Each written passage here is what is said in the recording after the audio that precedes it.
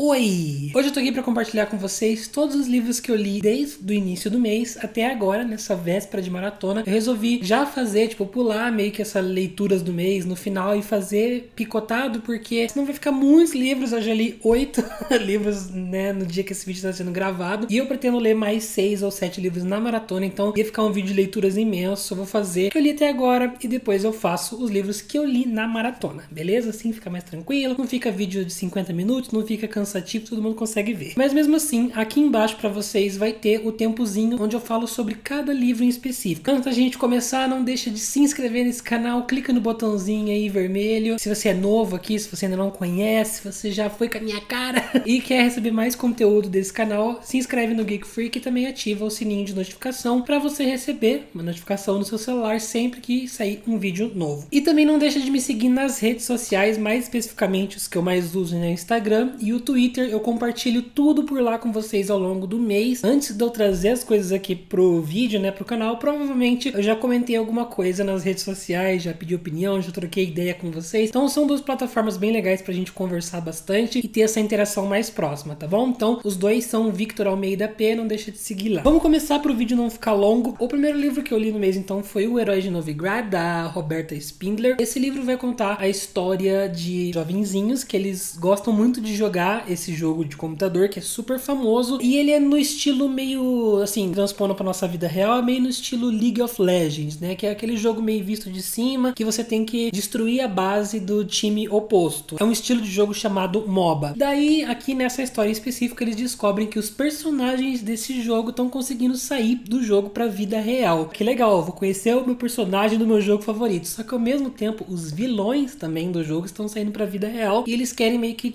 dominar o mundo, assim, sabe? Pra impedir isso, eles vão precisar se juntar nessa equipe aqui, que vocês estão vendo na capa, e fazer parte de um campeonato, de um torneio lá. Se eles vencerem esse torneio, eles vão conseguir impedir que esses personagens venham pro mundo real e a destruição aconteça. Eu achei que pra mim seria um prato cheio, porque tem tudo que eu gosto. Tem jogos, né, games, tem essa coisa de live stream, de youtuber gamer, de Twitch, não sei o que. Não exatamente nesses nomes, mas enfim. Essa coisa de eventos de jogos, né? Inclusive, eu gostei muito como ele mostra bem legal, assim, a realidade de como é as pessoas que curtem bastante jogo e como é você ficar animado pra um lançamento de um jogo novo, pra uma conferência de uma empresa pra mostrar os novos personagens do jogo. Uma pessoa de fora que não curte game ficaria meio tá, qual que é a graça disso, né? Mas você, quando você gosta muito de um jogo, é muito animador você assistir e ver as novidades. Então ele mostra bastante isso de uma forma bem bacana. Mostra como essa coisa do eSports, que são esportes digitais, né? Esportes desses jogos de MOBA e tal, são uma coisa super levada a sério. As pessoas treinam pra ter campeonatos e os campeonatos valem um monte de dinheiro, e os jogadores que ficam famosos através do jogo viram celebridades. Isso tudo eu tô dizendo assim, no nosso mundo real, sabe? Isso realmente existe. E aqui ele conta um pouquinho mais essa realidade, até de uma forma pra quem não conhece muito do universo gamer. O medo que eu tinha com essa leitura é em específico por eu não curtir esse estilo de jogo MOBA, esse estilo de League of Legends, enfim. Eu fiquei com medo de ficar perdido. Eu ouvi algumas pessoas dizer que,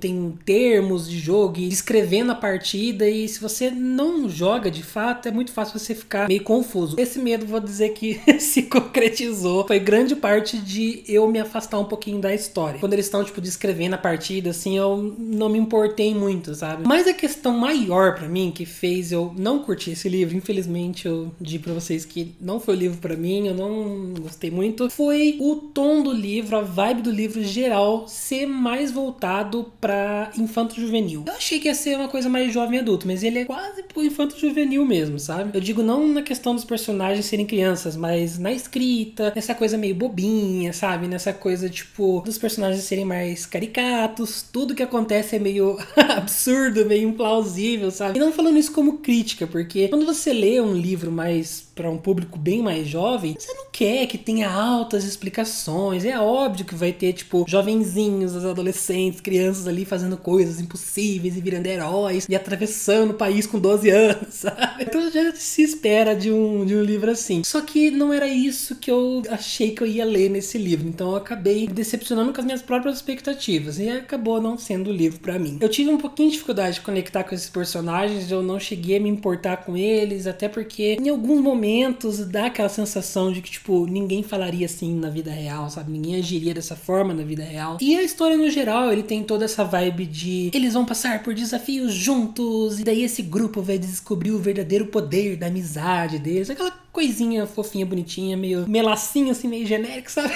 Mas pro público dele realmente funciona e eu vejo muita gente gostando dele. Então, pra mim, infelizmente, acho que, assim, só não funcionou mesmo por causa de coração peludo. Daí, em seguida, eu li o Dois Irmãos. Esse aqui, gente, muitas pessoas ficaram confusas nas redes. Esse aqui é a versão quadrinho e ele é feito pelo Fábio Moon e Gabriel Bach. São dois autores, dois desenhistas, não sei como é que fala, dois artistas que fizeram uma outra graphic novel que eu amo demais, sou apaixonado, que é o Day Tripper. Se você acompanha o canal há alguns anos já, você sabe que na época que eu li o Day Tripper, eu fiquei desesperado, vomitando esse livro em todos os vídeos do canal. Eu não sei porque eu demorei tanto pra pegar esse aqui, acho que eu tava com medo de não gostar e levar aquela facadinha no peito, sabe? Mas eu amei demais. Eu já li, tá? Dando um contexto pra vocês antes de eu começar minhas opiniões. Eu já li o Dois Irmãos, a obra original. Eu assisti um pedaço também da minissérie da Globo, não cheguei a terminar. E esse aqui foi, então, o meu terceiro contato com a história. A história já existe há muito tempo na minha cabeça. E foi muito maravilhoso voltar pra essa história. Eu acho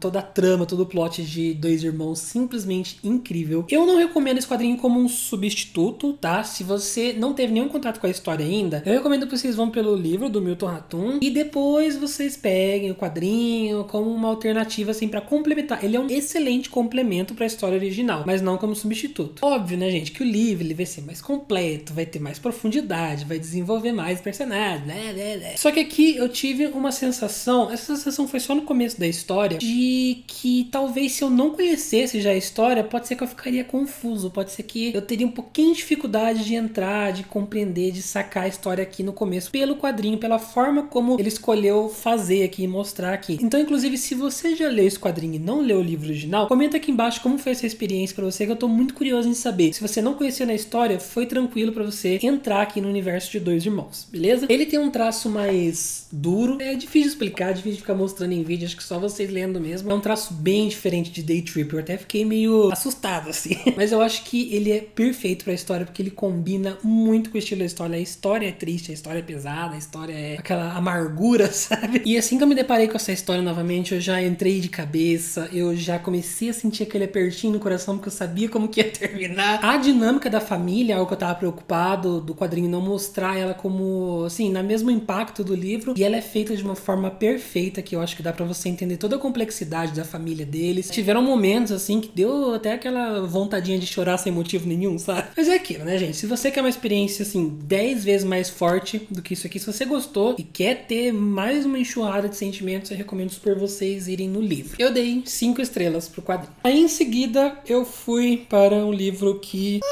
né? Vamos lá. Eu li o Kindred, da Octavia Butler, e eu tava com muita expectativa pra ele, porque todo mundo fala bem desse livro. Esse livro é super enaltecido. Todo mundo sempre me falou que, assim, como eu disse no outro vídeo, eu não sabia a sinopse dele. Eu só fui sabendo que era um livro de ficção científica. Aí me alertaram que é sim um livro de ficçãozinha científica. Ele é mais como, tipo, um romance histórico com elementos fantasiosos ali, com elementos, não chega nem a ser tecnológicos, elementos de ficção científica, enfim. Ele vai contar a história da Dana, e daí, um dia, do nada, ela começa a sentir uma tontura, passar meio mal, e ela é transportada pro passado, e bem no momento onde um menininho tá se afogando no rio. Ela vai lá e socorre ele e tal, e ela volta pro período dela. E ela acha, tipo, o que tá acontecendo? Acabei de fazer uma viagem pro passado do nada, e daí ela até discute com esse, eu não vou lembrar mesmo, gente, se é namorado, acho que é marido já casou. vamos supor que eles casaram, não lembro. E ela tá com muito medo disso acontecer de novo. E isso acontece novamente, ela é transportada pro passado, só que o menininho ele já tá um pouquinho mais velho e ele também tá passando por apuros. Então, basicamente, sempre que esse menino tá acontecendo alguma merda com ele, ela é mandada pro passado pra salvar ele e depois acontecem coisas e ela volta pro período dela. Ela fica meio que nessa viagem. É um livro, assim, muito uma mistura de Matéria Escura com Outlander. Eu comecei muito intrigado justamente por causa disso, porque eu não sabia que a história ia se tratar sobre essa viagem no tempo e tal. Uma coisa que eu gostei muito aqui, que eu fiquei até surpreso, é engraçado, porque a gente vê tanto personagem burro nos livros que quando a gente vê alguém esperto, a gente fica surpreso. Mas eu gostei muito que a protagonista, ela não fica, tipo, se fazendo de perdida, sabe? Ela é muito esperta, ela é muito inteligente, ela saca o que tá rolando, ela já conclui as coisas junto com você. Tá óbvio pra você, fica óbvio pra ela também. Eu odeio quando em livro, tipo assim, assim. Ela foi teleportada até o menino sempre quando ele tá em perigo. Então é óbvio que a conexão é justamente com esse menino e ela precisa de alguma forma, por algum motivo, impedir que esse menino morra. E normalmente, em outros livros, seria tipo assim, a protagonista ficaria: ai, será que existe uma conexão? Eu não tô entendendo, eu tô confusa. Sabe, eu tenho um ódio disso, porque já é óbvio pra você. Daí o personagem precisa que aconteça alguma coisa, que vai alguém lá e explique pro indivíduo burro o que tá acontecendo. Então, assim, a personagem ser esperta aqui, ela já sacar essas coisas na mesma hora, dá um pouquinho a impressão de que o começo da história é um pouquinho apressado, de que tá acontecendo tudo muito rápido. Mas na verdade não, você começa a imaginar que você no lugar dela, você também sacaria as coisas na mesma velocidade, tudo aconteceria do jeito que tá aqui. Então eu achei isso sensacional. Mas o grande conflito dessa história, né, eu acho que eu nem terminei de contar a sinopse direito pra vocês. O grande conflito é que a Dana, ela é uma mulher negra. E quando ela volta pra esse passado, pra essa realidade desse menininho que ela precisa ajudar, essa realidade em anos atrás é quando os negros ainda eram escravizados. Então existe toda essa tensão, né, esse clima assim de perigo pra ela também, pra ela não ser pega, pra ela não acabar virando escrava de alguém, não conseguir escapar mais dali. Então o livro ele vai trabalhar muito nessa questão de mostrar pra gente o racismo, né, e a brutalidade e a desumanidade, não só que aconteceu naquela época, porque você começa a ler isso aqui e você fica chocado como de anos atrás, na época da escravidão, até hoje, pouquíssima coisa mudou. Então você fica revoltado, primeiro de tudo, e você fica muito triste em ver toda essa situação aqui, a forma como eles eram tratados, sabe? E é interessante também que ele mostra não só como a escravidão, mas também o racismo é uma coisa que pode facilmente ser condicionado nas pessoas. O livro é bem fluido, ele é bem rápido de ler. Se eu não me engano, eu li ele em 2 dias, eu acho, não lembro agora. Porém, não foi uma leitura que, nossa, me conquistou loucamente. Eu achei bacana. Teve um surto nas redes sociais quando eu compartilhei que eu dei 3 estrelas pra esse livro. Eu até fiquei um pouquinho chateado, assim, porque as pessoas surtam e falam que eu não gostei do livro, que eu sou hater, que não sei o que, enfim. Vou explicar pra vocês porque as 3 estrelas, tá? Seus precoces. Não espero nem eu falar do livro pra tirar a conclusão. Pra mim, o problema começou ali no meiozinho do livro, que é quando a história começou a ficar bem devagar, começou a ficar monótona e começou a ficar repetitiva. Ele, assim, depois que passa todo esse desespero do começo, de que ela entende que ela vai ficar indo e vindo, começa a virar mais um livro de cotidiano, assim. Então ela passa vários meses nessa realidade do passado, ajudando esse menino e morando na mesma casa que ele, ensinando ele a ler. Aquela história clássica que fica dentro da mansão, e o dia a dia, e ajuda as crianças, e vai. Isso não é muito a minha praia, tá? Eu fico um pouquinho entediado com histórias assim. Eu acho que até esse é parte do meu medo de ler romances históricos, tipo Julia Quinn, que todo mundo ama, essas coisas assim, porque eu acho que eu vou ficar um pouquinho entediado. Mas aí, o livro, ele me pegava de volta toda vez que ela fazia essa transição, porque assim, você não sabia quando ela ia voltar pra realidade dela, então quando ela voltava sempre era uma coisa muito instigante, assim, e daí ao mesmo tempo, quando ela era chamada de volta, você não sabia quantos anos ia ter se passado pro menino lá, né? Você não sabia como que ia estar a situação, se as pessoas já teriam esquecido dela, se, enfim, o que ia acontecer, né? Então toda vez que tem esses saltos, eu ficava mega animado. Aí o livro caía na monotonia de novo e caía na repetição. É porque assim, toda vez que ela volta, o menino tá se ferrando, o menino quebrou um braço, o menino tá de cama, ficou com febre, não sei o que. Então o livro é ela cuidando desse menino o livro inteiro. Então me deu um pouquinho de aflição, assim, sabe? Assim, é um livro impactante, é um assunto importantíssimo. Os personagens, eles vão se desenvolvendo, eles vão tornando pessoas muito reais. Esse menino que eu quero muito lembrar o nome dele, mas eu não lembro também. Ele vai crescendo e ele vai virando uma criança meio psicopata, assim, e eu gostei muito do desenvolvimento dele. E, claro, novamente batendo nessa tecla, você vê como a humanidade, no fim das contas, não evoluiu bosta nenhuma. Mas, pra mim, foi um livro muito cheio de altos e baixos e momentos de muita tensão e momentos de muita monotonia. Então, meio termo, acabei dando 3 estrelas pra ele. Aí começou a minha semaninha sem procrastinar, né? Sem celular, enfim, eu fiz todo um vlog a respeito disso. Se você não assistiu, vou deixar aqui pra vocês acompanharem. Um vlog onde eu falo sobre 3 leituras diferentes. Eu falei bem por cima naquele vídeo, agora eu vou dar opiniões mais aprofundadas, começando então por Rebel, da Mary Lou. Esse aqui é o 4º e último, esperamos que seja, o último livro da série do Legend. Se você não conhece Legend, ele foi publicado anos atrás, é uma trilogia que se encerrou faz tempo, e daí a autora ela escreveu esse quarto livro meio que tipo um obrigado aos fãs e também pra quem quer muito saber o que aconteceu depois da trilogia principal, qual foi a conclusão dos personagens. Não é um livro que é meio que tipo uma continuação direta, assim, que você precisa super se lembrar o que aconteceu, quem que era quem, todos os eventos. Anos já se passaram e você vai acompanhar os personagens depois que eles já estão um pouquinho mais adultos. Em específico, a gente acompanha o Daniel, né, que é o Day, protagonista da série Legend, e o irmão dele, o Eden. São pontos de vista alternados, a gente vai ver dos dois igualmente ali. O Day, ele acabou virando tipo oficial, policial ali do sistema da Antártica, não sei se é Antártica ou Antártida, eu sempre confundo os dois. Já o irmão dele, ele tá estudando, ainda é um pouquinho mais jovem que o Day, eu acho que, se eu não me engano, na trilogia Legend ele ainda é uma criança, né, que ele já tá na juventude dele. E a sociedade aqui nesse universo, ela tem as pessoas que moram nos altos dos prédios, na civilização lá em cima, são as pessoas mais ricas, que tem uma pontuação melhor, e tem as pessoas que moram no nível terrestre, que são as pessoas mais pobres e com pontuação menor. O Eden, ele, assim, apesar dele morar na parte rica da cidade, o coração dele chama pelas ruas, pelos becos, justamente pelo que aconteceu na trilogia Legend, né, que eles passaram muitos anos vivendo nessa coisa distópica, nessa coisa da pobreza, então ele não consegue, ele se sente deslocado ali na parte rica. Então ele indo pra essa parte pobre acaba trazendo muita confusão, porque o Day tendo que ir lá bancar o irmão mais velho e salvar ele das coisas ali, né, das várias aventuras que vão acontecer. É uma escrita super gostosinha, é simples, assim como a trilogia principal. Ultimamente, gente, o meu cérebro, ele não tá mais associando nada além disso.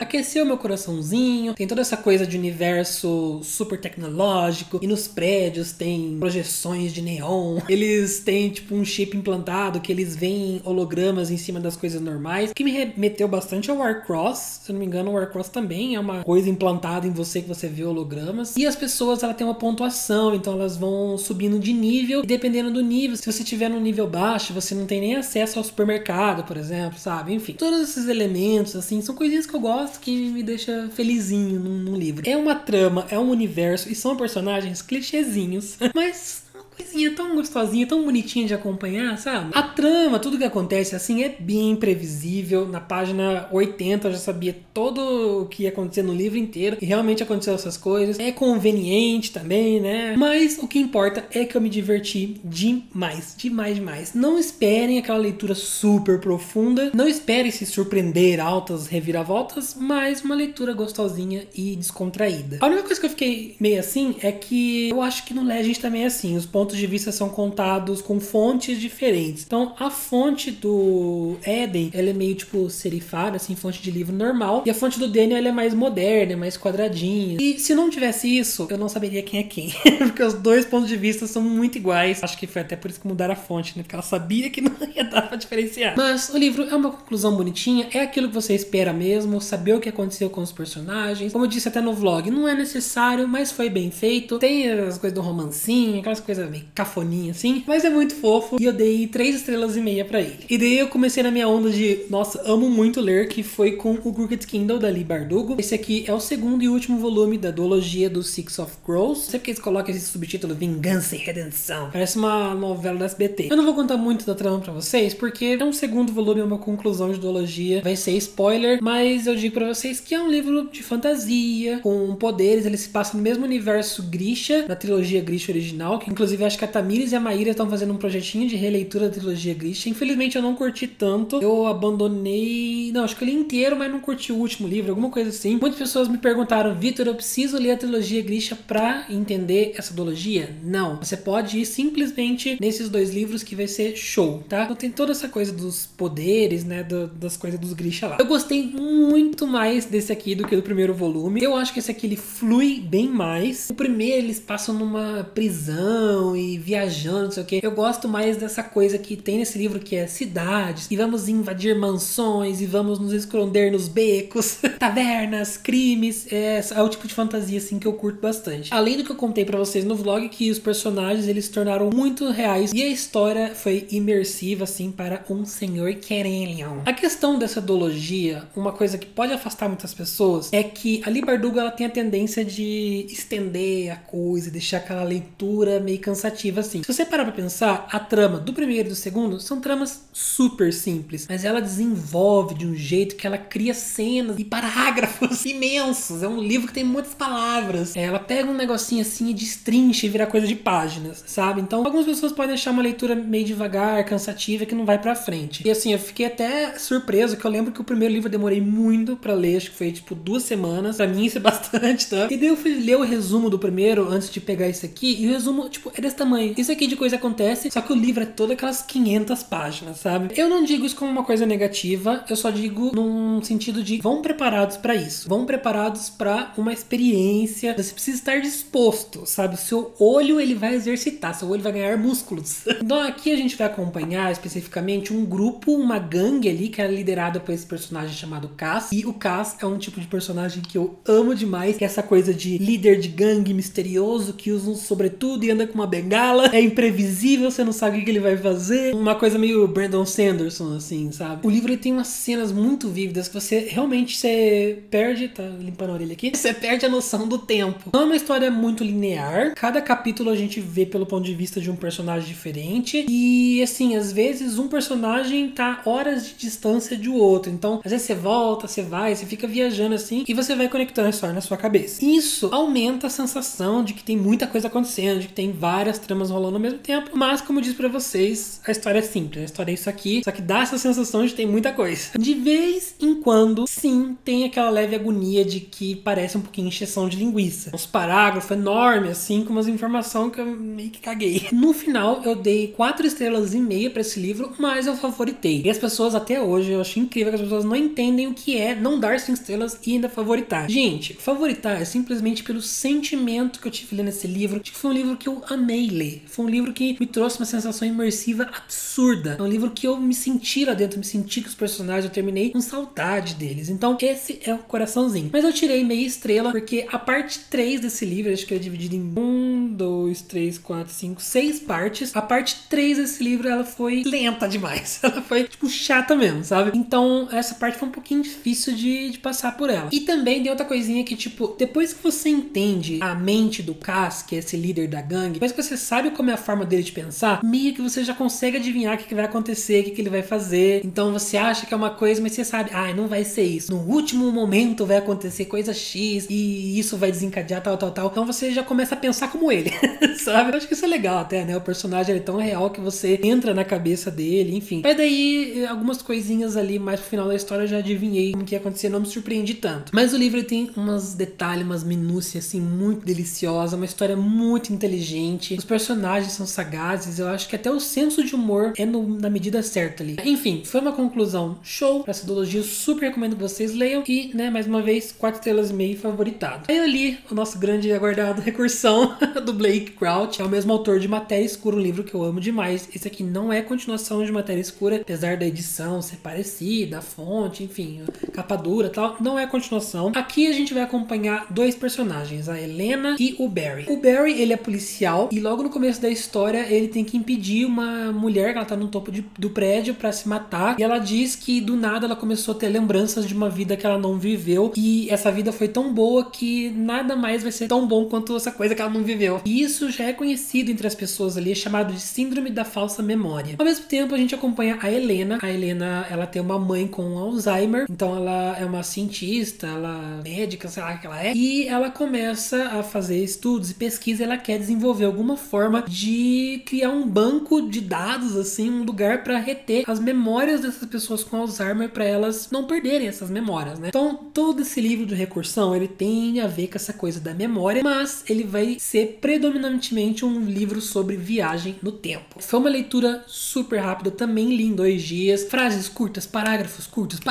coisa acontecendo assim. Eu levei assim umas 50 páginas para de fato entrar na história, para conseguir sentir alguma coisa pela história, não foi muito de imediato não, mas quando entra, meus amigos, como ele trata muito de memória, eu particularmente tive algumas crises existenciais enquanto eu tava lendo. Ele fala uma coisa aqui que eu achei sensacional, até marquei aqui no portite: quando você tem a percepção de estar vivendo algo, essa coisa já é passada. Ele quer dizer que, tipo, a gente vive a coisa, mas a hora que a gente começa a pensar que estamos vivendo essa coisa já virou passado. Se você for um pouquinho sensível assim, gente, você entra numa espiral que você não sai nunca mais. E eu comecei a ter até um pouquinho de ansiedade assim, lendo, porque eu tava lendo e pensando ao mesmo tempo nas minhas memórias, no meu passado, puxando coisas nostálgicas assim, tentando pensar o que eu lembrava dos meus anos atrás, quando eu era criança, de quando eu era adolescente, o que eu não lembro mais, quais são os buracos que eu tenho na minha mente. Foi uma experiência muito louca. Como já sabemos que a minha memória não é das melhores, pensa que o surto foi real, tá? A crise veio. Foi muito bizarro, porque enquanto eles, tipo, estavam trabalhando em guardar as memórias e construir a cadeira de não sei das quantas lá, eu fiquei, tipo, até ficando um pouquinho meio triste.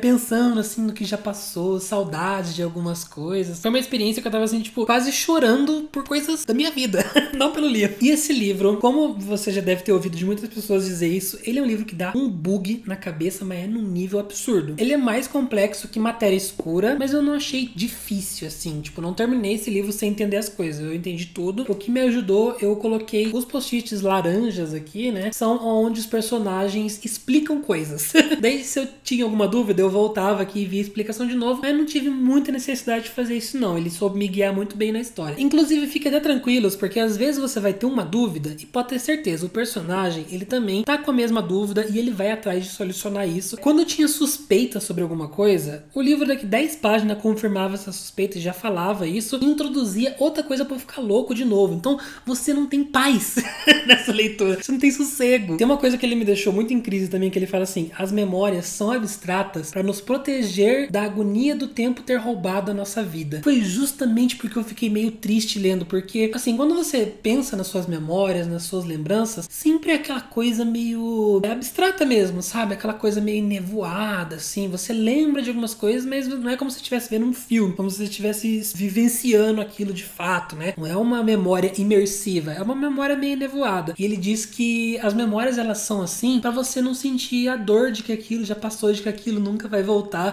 justamente para não ser imersivo, pra você não ficar triste. Isso é muito genial de pensar. Nossa, é uma experiência atordoante e maravilhosa. Gente, sem brincadeira, enquanto eu tava lendo esse livro aqui, eu acho que eu ouvi meu cérebro trabalhar. Sabe quando o computador tá processando alguma coisa, abrindo alguma coisa e fica aquele barulho? Então, eu ouvi meu cérebro fazendo isso. As coisas, elas vão escalando, assim, vai virando uma bola de neve, que vira um caos, um negócio gigantesco, assim, que você não sabe como vai se resolver. E daí que entra o motivo, porque assim, eu dei 5 estrelas pra esse livro, mas eu não favoritei. Eu quase favoritei, só que eu tirei justamente por causa disso. Eu acho que o que aconteceu foi, o autor, ele criou uma bagunça, uma confusão tão grande, que no Matéria Escura ele fez isso também, mas ele soube resolver. Aqui eu acho que ele ficou um pouquinho perdido, não sabia como fechar a própria história. Então foi um final, foi uma conclusão meio conveniente, meio fácil demais, quase meio que tipo um Deus Ex ali, sabe? O livro inteiro não dava pra fazer coisa X, não tem como, aí de repente deu. De repente deu como e de repente solucionou tudo e todo mundo feliz pra sempre, sabe? Então isso me incomodou um pouquinho. Eu até achei que tava faltando página, fui conversar com outras pessoas pra ver se era isso mesmo e reli o trecho final e... assim, me decepcionou um pouquinho esse final, mas a experiência toda do livro foi genial, 5 estrelas. E daí eu terminei essa semana o Amores Verdadeiros, da Taylor Jenkins Reid. Eu não vou falar sobre esse livro porque justamente vai ter uma live de discussão sobre ele dia 5, agora no canal, é um domingo, né? Assim que acaba a maratona, no dia seguinte. E eu vou dar todas as minhas opiniões melhor por lá. Eu já adianto vocês que eu abandonei esse livro. Eu não curti, eu não consegui terminar, foi difícil. E eu sei que tá bem dividido as suas opiniões, assim, né? Eu vi as resenhas de outras pessoas, muita gente dando 5 estrelas e muita gente dando 2 estrelas. Eu, como sempre, pra variar, minha sina é estar no lado que odeia, né? Mas enfim, vou conversar mais com vocês sobre ele em breve. Em paralelo, ao longo dessas leituras, assim, eu fui bem aos poucos, ao longo do mês, ouvindo o audiobook de Harry Potter, Pedra Filosofal, no caso, em inglês, Harry Potter, The Philosopher's Stone, escrito pela Britney Spears, e no audiobook ele é narrado pelo Stephen Fry. O Stephen Fry, ele é super famoso, né? Pela atuação dele, pelos livros, pelos audiobooks, tudo. E assim, eu sempre ouvi as pessoas falar: nossa, os audiobooks de Harry Potter são incríveis, que ele faz vozes, ele interpreta os personagens, a narração, não sei o que. Eu sempre ficava: nossa, gente, nem deve ser tão bom assim, sabe? O audiobook chega num nível que não tem mais pra onde ir, é só se você ver um filme. Mas, gente, eu me surpreendi demais em como esse homem é bom. Eu acho que depois de ouvir o audiobook narrado por ele, eu nunca mais vou conseguir ouvir outro audiobook da mesma forma. Ele é simplesmente espetacular. Ele tem uma entonação, assim, que parece... Você se sente uma criança e o seu pai contando uma história pra você, sabe? É muito imersivo, ele realmente faz as vozes, leituras. Até quando ele tá lendo o parágrafo que não tem diálogo, assim, só as descrições, ele sabe aonde colocar a ênfase certa, a entonação certa, quando ele precisa correr, quando ele precisa falar mais devagar. Eu fiquei simplesmente chocado com esse audiobook. Eu tô com vontade de ouvir os 7 livros aos poucos, assim, em paralelo, sempre que eu tiver um tempinho, vou ouvindo, porque é muito maravilhoso. Eu já li um livro do Stephen Fry, que foi de fato escrito por ele, que é o Mitos. Eu já fiz resenha aqui no canal, é um livro que eu gostei bastante. Então eu tô muito interessado em começar a seguir mais ele ali, sabe? Ver as coisas que ele participou, eu consumir mais das obras e das formas de arte dele. Inclusive, acho que tem mais um outro livro que ele lançou agora sobre mitologia grega também. Enfim, estou curioso. E a experiência de Harry Potter, a melhor experiência que você pode ter com essa história, pra mim hoje, me choca em dizer, mas é o audiobook. Se você tem a oportunidade de ouvir audiobook em inglês, eu estou ouvindo no Audible, tá? Antes que um monte de gente pergunte, o serviço da própria Amazon. Se você tem a oportunidade de ouvir, se você consegue ouvir em inglês, vá, porque é incrível. Bom, gente, esses foram então as 8 leituras que eu fiz até agora. Vai começar, hoje esse vídeo tá indo ao ar sexta-feira. No sábado começa a maratona já, então espero que vocês tenham uma ótima maratona. E se você já leu algum desses livros que eu mostrei aqui hoje, compartilhe o que vocês acharam, se vocês concordam, se vocês discordam. E até agora, até esse momento, qual foi o melhor livro que você leu no mês, beleza? Se você não me segue nas redes sociais, mais uma vez, me segue lá, vão lá compartilhar as coisas comigo. E também muito obrigado a todos os apoiadores desse canal lá no Catarse, os bonitinhos que estão aparecendo aqui no vídeo pra vocês. O Catarse é um lugar onde você pode patrocinar, você pode investir no meu canal, né? Com um valor pequeno, simbólico todo mês, e você recebe recompensas de volta. É uma forma de você me ajudar a continuar com o Geek Freak e manter isso aqui de pé. Então, se você quer conhecer, vou deixar o linkzinho aqui embaixo. Mas se você não puder apoiar pelo Catarse, você pode simplesmente se inscrever aqui, clica no botãozinho, seja muito bem-vindo se você ainda não é inscrito. E eu vou ficando por aqui, mas a gente se vê no próximo vídeo. Um grande beijo pra vocês e tchau!